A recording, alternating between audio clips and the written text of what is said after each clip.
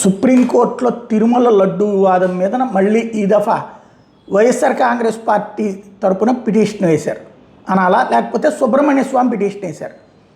SIT నివేదిక మీద ఏకసభ్య committee వేయడాన్ని సవాల్ చేస్తూ ఈ పిటిషన్ వేశారు. సుప్రీంకోర్టు ఏర్పాటు చేసిన సిట్ మీద మరో కమిటీ నియమించడం ఏంటన్నది అభ్యంతరం. రేపు చీఫ్ జస్టిస్ సూర్యకాంత్ అట్లాగే జస్టిస్ జాయమాల్యా బాగ్చేల ధర్మాసనం ముందుకి ఇది విచారణకు రాబోతోంది.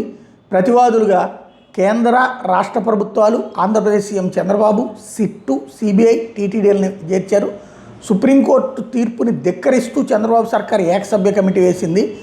కల్తీకి సంబంధించి ఆల్రెడీ మాంసం ఇట్లాంటి వాటిది ఉంది అన్నటువంటి పాయింట్ మీద ఇంతకుముందు కేసు కొట్టేస్తే ఇది దాని మీద విచారణ జరిపితే ఆ విచారణలో ఏమీ లేదని తేలిన తర్వాత కూడా ఈ విధమైనటువంటి నిర్ణయం తీసుకున్నారు. కావాలని చెప్పి చేస్తున్నారు. రిటైర్డ్ ఐఏఎస్ దినేష్ కుమార్ నేతృత్వంలో కమిటీ ఏర్పాటు చేశారు. శ్రీవారి ప్రసాదం జంతుకు కలవలేదని ఎన్డీఆర్ఐ, ఎన్డీడీబీ ఛార్జ్షీట్లో సిబిఐ చెప్పినా కూడా, ఆ నివేదికల ఆధారంగా చెప్పినా కూడా ఇప్పుడు ఏకసభ్య కమిషన్ పేరుతో రాజకీయ కుతంత్రాలకు పాల్పడుతున్నారు అన్నటువంటి పాయింట్ని ఇక్కడ ప్రధానంగా మెన్షన్ చేసుకొచ్చారు. ఆ విషయం మీద ఇప్పుడు విచారణ అన్నటువంటిది కీలకమైనటువంటి అంశానికి దారితీస్తోంది.